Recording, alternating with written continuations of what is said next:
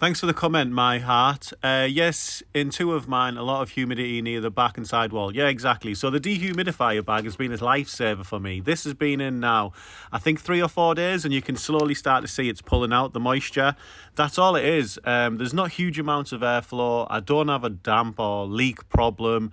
It's literally just a little bit of moisture that builds up, and these dehumidifier bags rectify the issue. So again, thanks for the comment. And if anyone thinks that the dehumidifier bag will help them in the wardrobe or caravan, or some people have hung it up by their window, and that's helped. So yeah, I've linked them in the TikTok shop basket.